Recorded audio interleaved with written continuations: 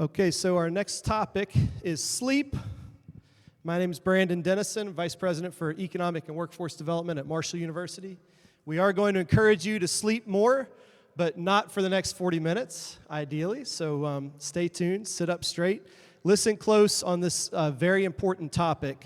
I'm honored to have on the stage with me world-class talent when it comes to the topics of sleep and circadian rhythms, which have a huge impact on our health and our health outcomes in our lives.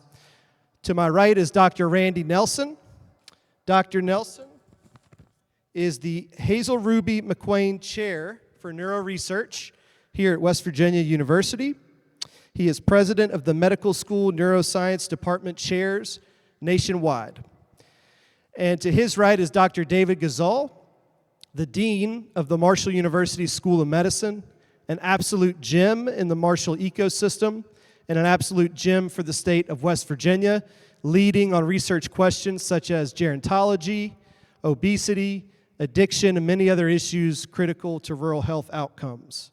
Before coming to Marshall, Dr. Gozal was physician-in-chief for the University of Missouri Children's Hospital. These two gentlemen combined, I want to ask some folks to guess how many articles between these two combined, how many articles have they published on the topics of sleep and circadian rhythms? Somebody yell out a guess. 5. We had a 600, big chasm there. 95, 35, 1,000's getting closer. Over 1,300 articles published by just the two men sitting on this stage. That's the global talent, the world-class talent we have in higher education in West Virginia. Round of applause for these two world-class experts. So Dr. Nelson, you're going to go first, and I made the mistake as we were prepping for this panel. I kind of assumed that sleep and circadian rhythms are basically the same thing. When I thought about the phrase circadian rhythm, I thought about it in the context of sleep. They're related concepts, but they're not the exact same thing. And so if you could share about the importance of circadian rhythms and what can we be doing to become more aware of them. Okay, be delighted to. Is this working?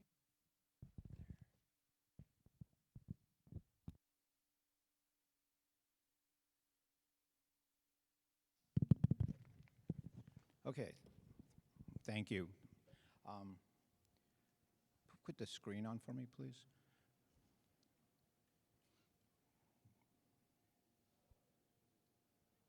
I'm having some technical issues here. Right. There we go. So, I want to address quickly what are circadian rhythms. How many here think they know what circadian rhythms are? I've heard of circadian rhythms. Most folks. Correct, so I'm done. Okay. Why are circadian rhythms important? What disrupts these rhythms? And what are the consequences of disrupting circadian rhythms? So, circadian rhythms are basically internal cycles of about 24 hours, circa about dias a day. So they're about 24 hours, and our bodies can't do everything all the time, and so it divides things up across the day, and night and day. And you can see that chart on the left there, demonstrating some of the peaks and valleys. And we can demonstrate these are circadian rhythms because if I put you in a cave like this gentleman, you would free run. You wouldn't be exactly 24 hours. And I'm looking out there, and most of you folks look normal to me. And so what that means is that your free-running circadian rhythms would be about 24 hours and 15 minutes every day. So you would phase shift a little bit every day. But what sets your internal clock to exactly 24 hours is exposure to bright light early in the day. Not like this, bright light outside, okay? That's where we evolved. And so having that exposure sets it at 24 hours every single day. Now, we have these time of day differences. I'll just mention right now we're going through the nadir of your alertness, so I'm going to have to really amp this up to keep your attention, and we'll try. Why are circadian rhythms important? I already hinted. They work like a symphony conductor for your body, making sure everything happens at the correct time. And and focuses on your metabolic costs. So you can see in this graph here, your body temperature tends to be elevated during the day when your metabolism is ramped up, and then it dips, and as it goes down, you can fall asleep. And hormones also show these cycles. Early in the morning before you wake up, cortisol goes up. And although we know it as a stress hormone, its function is really to pull nutrients into the blood, sugars, glucose. Pulls them out of the liver, pulls them out of the muscle, pulls it out of fat. Okay, so that's what cortisol does, and it does it before you wake up. That's great. So you can break fast, you can forage for food. That's what this hormone originally was for. I'm not going to talk about stress. We've heard a lot about stress today. But you want that to peak up. And then if you look over to the, during the sleep period, you see melatonin's increase. Melatonin's another hormonal marker of circadian rhythms, and it goes up at night. And basically this is a signal. So let's say I'm a dumb liver cell. I wonder what time it is. If I'm being pinged by melatonin molecules, I know it's nighttime, so I should do my nighttime thing as a liver cell. If I'm not seeing any melatonin, I do my daytime thing. What I need to mention, though, is melatonin is highly sensitive to light because we evolved outside where you don't get exposed to light at night. Until 140 years ago, Mr. Edison invented electrical lights. Now, I don't know about you. I'm sure none of you ever put your devices in your face at night or watch TV or turn on the lights at night. Yeah, you do. I do too. A lot, unfortunately. And it's not just any kind of light. What light sets your rhythms to exactly 24-hour or short wavelength lights? Okay, so if you're working night shift, which 20% of us do, and a lot of us in healthcare do, and first responders and people like that, is that it's fluorescent light. And fluorescent light is blue and rich because it's cheaper. Your devices all have blue light. It's cheaper, right? So you put this blue light in your eyes and it resets your clock because it turns out that the receptors that talk to your primary clock in your brain, melanopsin is the photoreceptors, it's most sensitive to short wavelength light, which you and I know is blue. So blue light, bad at night. Good in the morning, bad at night. Okay. Now, unfortunately, or fortunately, we have a lot of light at night in our hospitals, right? Staff has to see the patients. They put in a line. They have all these things they need to do. You need to have the lights on. But it's not a great healing environment. It disrupts sleep, among other things. Impairs immune responses. That's not great in a healing environment. And when the people are particularly sick, like an intensive care unit, the lights are on all night, right? They sort of have to be. Okay, again, blue light, bad. I'm going to keep saying that. Okay, what are the consequences? Disrupted rhythms. Prolonged exposure to light at night is associated with very poor outcomes and increased aging. There's an increase in these disorders, and how do we know this? Basically is by examining night shift workers. They're exposed to light at night, particularly nurses. Most of these studies are done on night shift nurses. They're sort of our canary in the coal mine. So night shift nurses have a higher rate of breast cancer, significantly higher, almost double than day shift counterparts. Same socioeconomic class, living in the same place. Only difference is one works night shift, one works day shift. And that's true of many of the reproductive organ tissues. Uterine cancer, testicular cancer, prostate cancer, all elevated in night shift workers. Depression's higher night shift worker. Metabolic disorders like type 2 diabetes, obesity, higher night shift. Hypertension, cardiovascular diseases, higher in night shift, and on and on and on. So a lot of those bad things get attributed to sleep disruptions. Okay, so we work with people, but we also work with mice. And the reason it's important that we work with mice is because they are nocturnal. They sleep during the day. So light at night doesn't affect their sleep, we've shown. But if you expose mice for a brief period of time, not prolonged years, mice are exposed to light at night for 4 nights that try to mimic a typical stay in an intensive care unit. and these animals had an experimental stroke, you see increased neuroinflammation, or inflammation of the brain we just heard about. That's bad, all right? 4 nights. Changes in the angiogenic signaling. Blood vessels aren't being made. 4 nights. Increased depressive-like behavior. I don't have time to tell you how I know my mice are depressed. Also, you can see after just 24 hours, after this experimental stroke, fewer animals survive. After just 24 hours of dim light at night. This isn't blasting light. We use 5 lux, which is like a kid's night light, a meter from your face. A very low amount of light.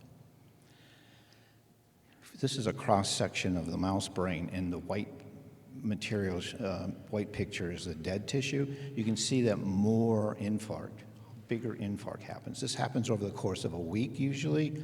This is where we think there's time to have an intervention, right? And yeah, you can see the damage there is big. And that's true, well, I'll just leave that go. Okay, so what we've done based on this is we've housed animals in cages that block out blue light, blue filtered light. And by doing that, you can see that the damage is equivalent to animals in dark nights. So this way, patients can be wearing these blue light filtering goggles, and we have clinical trials going on in neurocritical care for stroke patients and cardiac critical care for elective CABG patients. And we're looking to see if we can't damp down the inflammation, increase the time to release, and just have better overall outcomes. Okay. And then if you want to read more about this, I have a book. It was supposed to be published by now. I was going to hand it out in the back. Dark Matters, it's called, The Role of Light in Health. But now they're telling me it'll be out in late May. And if you use that code, you can get 30% off it there. I mean, right now it's it's $24, I guess, with that code. After the tariffs, it could be $3,200. I just don't know, but still get to say.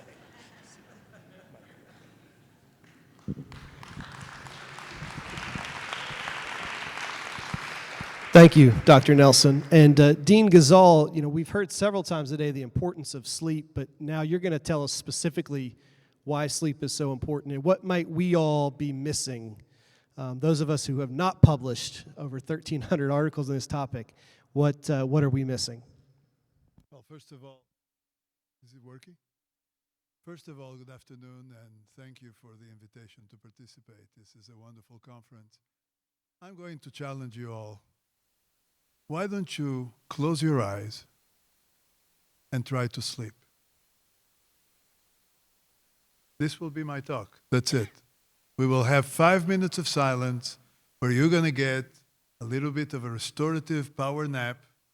You'll all be learning much better, feeling much more refreshed, much more energetic, and I will have done my job.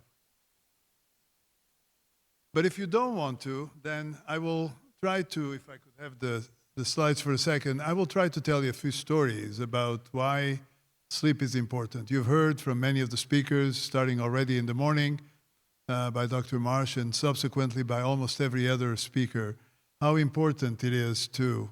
And so could you turn on the YouTube? Because it turns out that this is not really news. This is already, I don't know if you can activate can we activate the link?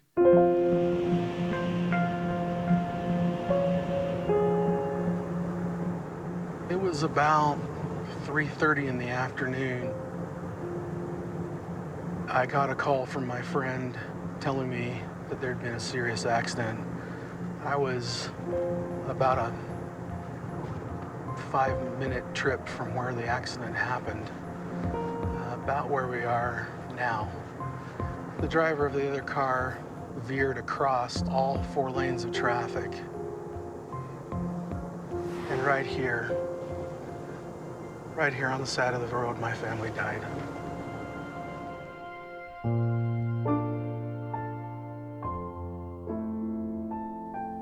I lost my wife, my son, and my daughter because someone was behind the wheel who had not had enough sleep. If we truly understood the importance and the need for proper rest, tragedies like mine would never happen.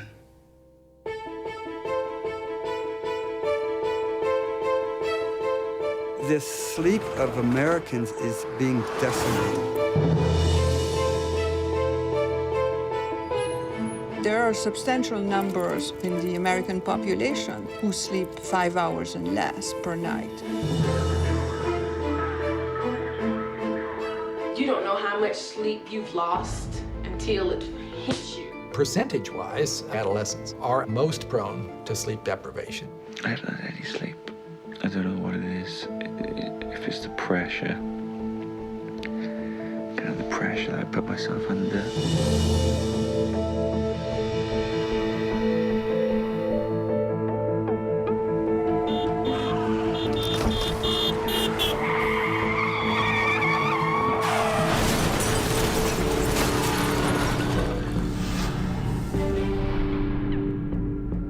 We underestimate the power of our need for sleep. When you get your rank, you're there because the Army wants you to think strategically.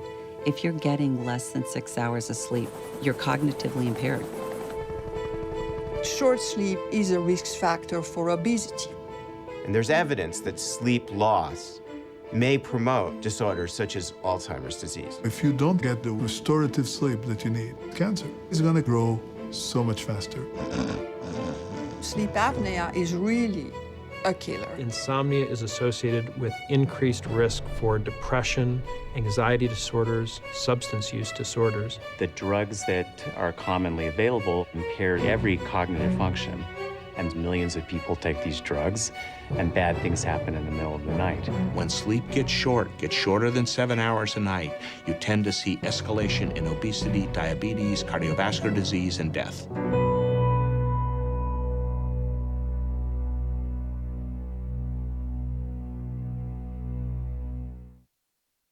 Will you take now 5 minutes?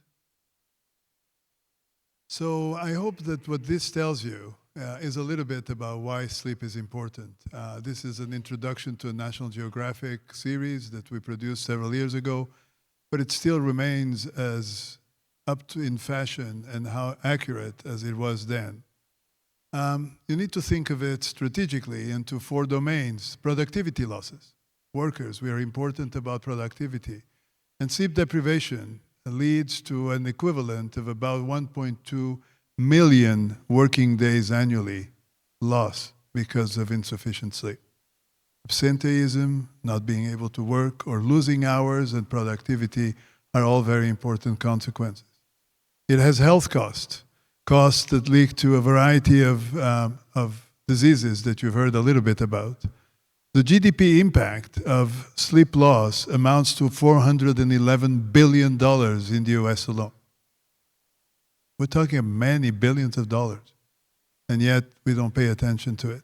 And then there's the reverse side. There's a sleep economy. You've heard about a variety of devices and wearables, non-wearables, things that promote sleep. And this is an industry that leads at about, it's estimated to reach almost $1 trillion in next year. So these are important elements that I want to bring sleep to your attention. There are health costs that we talked about, and the most important one is those that affect longevity. Chronic conditions, all the diseases that affect longevity, accelerate the biological aging that Dr. Clay Marsh talked about early this morning. Remember, chronological age, your age when you were born till today.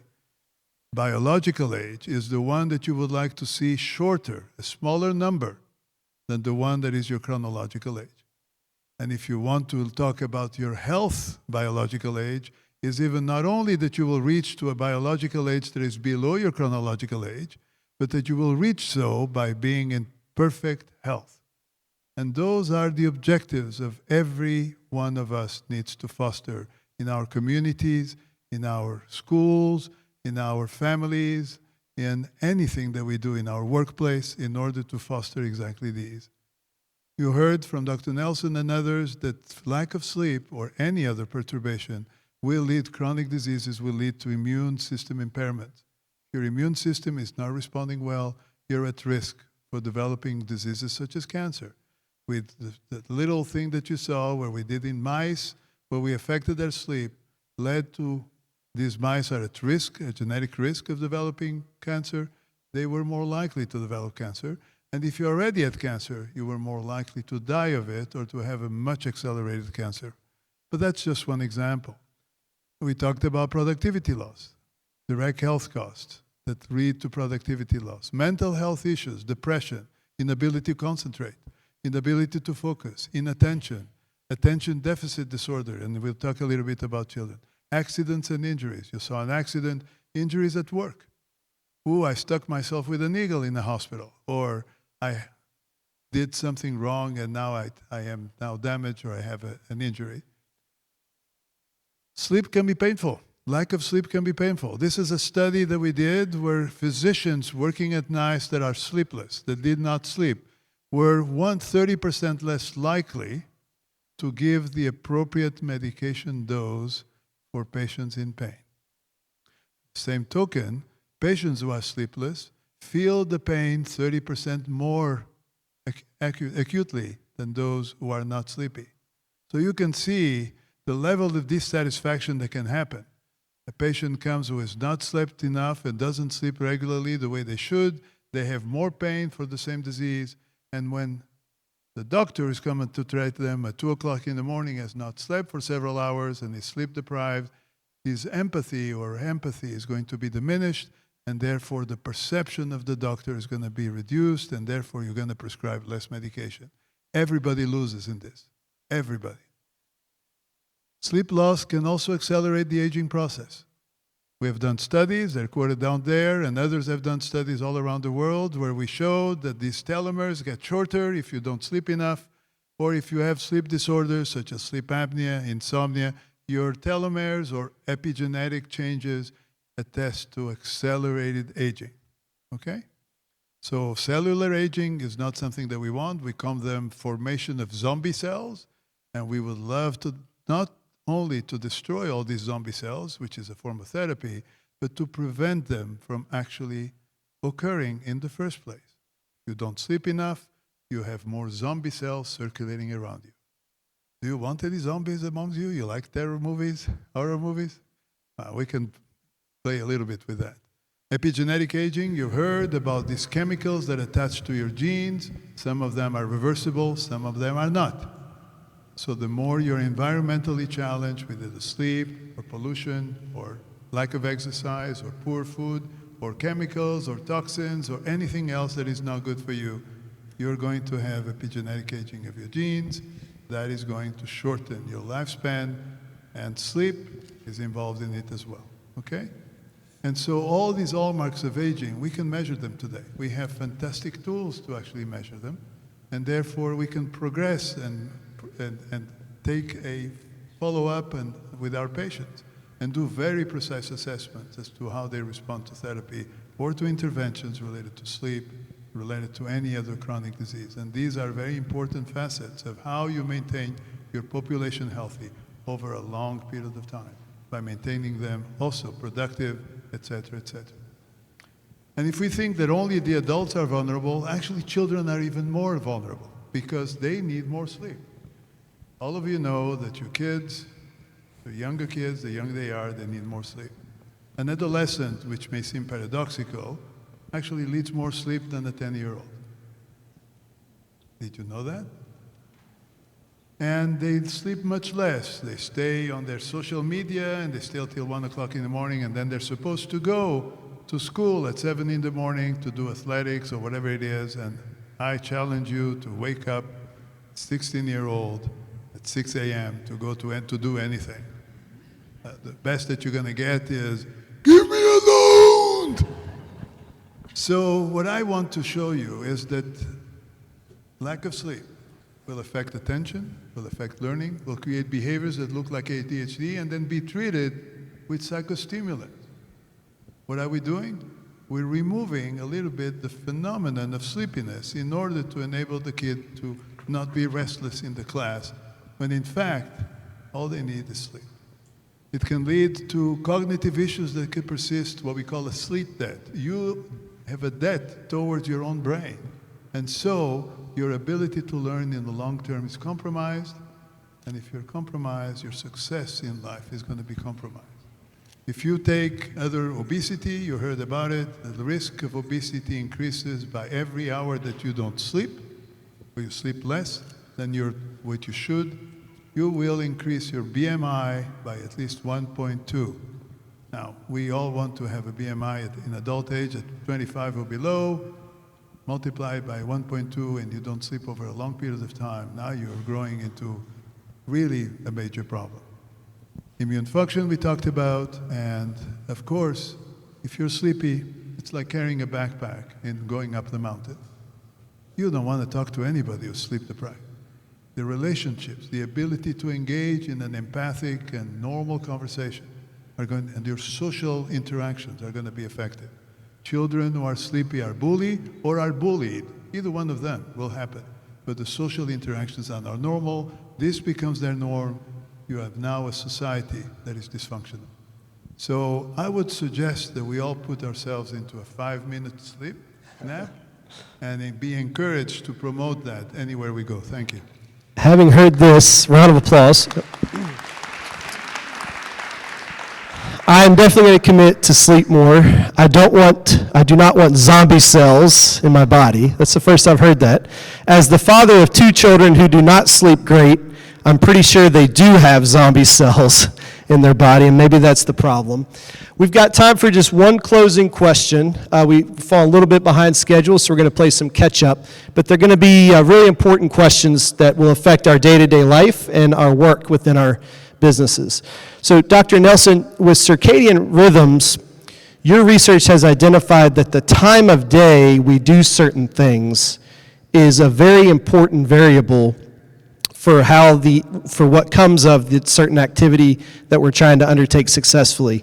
Could you give some examples of how the time of day is an important factor in different activities we might take on over the course of a day? Sure, thank you. There's just everything. I mean, circadian rhythms affect everything, but just a couple examples. We know so much about circadian rhythms. We know the molecular mechanisms. We know how they interconnect. We know so much, and yet so little of it has been translated to clinical medicine. So little of it has been translated to our lives, frankly. And so in clinical medicine, for example, lots of studies in Spain especially have shown that it's much better to take your blood pressure medicine, for example, at night rather than in the morning. And no physicians in the U.S. typically say, hey, take this at night. And when I ask doctors, why don't you tell people to take it at night? They go, well, I'm just glad they take it. And so there's sort of a disconnect with our medications. There's a good time to take them and a less good time to take them. And you know, it might be a 10, 15, 20% difference in effectiveness, but still, that's something, and it's probably important. Another place that is well known is the time of, say, chemotherapy for breast cancer. It's much more effective to give chemotherapy at night, and you have fewer side effects at night, and you can get more of it into the brain if there's metastasis of the breast cancer into the brain, because the blood-brain barrier naturally opens at night. And so the best time to take chemotherapy is around 9 or 10 o'clock at night. It's typically given, though, because of the staffing of infusion centers and things like that, at 8, 9, 10 in the morning, the worst time. So there's examples like that in medicine, and there's plenty of other examples, but I don't have time. Thank you. The time of day. Simple things like taking medicine later at night, that's fascinating. And Dr. Gozal, should we be having nap times during working hours? What are some practical steps we can take to get more sleep? First of all, respect sleep. I think that it's a perception that we can sacrifice sleep at the expense of anything else we do. And I think that it's the wrong attitude. You need to sleep as much as you need. We know that there's a U-shaped of sleep. Some people can sleep okay with 6.5 hours. Those that tell you 4 and 5 hours, no, it doesn't exist. It can last for a little while, but you're going to have to go between 6 to 7 hours. You're going to be fine. Some people need a little bit more. But when we see, for example, escalation of sleep more than 9 hours, that also is not a good sign. It seems that something is wrong. So we're talking about adults, not kids, not the developmental component. The other thing that we talk about is naps. too long of a nap is not a good thing. But power naps during the middle of the day are very healthy, and certainly for individuals who need it, who are, for example, doing very hard work or attention-requiring work, like, for example, monitoring planes in an airport. Those individuals will take micro naps of about 10, 15 minutes that allow them to recover their function and their ability to pay attention to all these things. So very jobs that require extreme precision or attention would benefit from naps. Other situations in which you may need that is if you want to learn something a little bit better. Your ability, your dexterity and agility, as well as your mental capacity, will be importantly manifest as naps. And you've heard that in communities such as Loma Linda, individuals who took little naps would be more likely to have a longevity effect. That reflects this regularity of being able to every day do a routine that ultimately leads to their well-being. So that's just part of the way we should all behave. Fantastic. Thank you for opening our eyes to some really important subjects today, and we'll be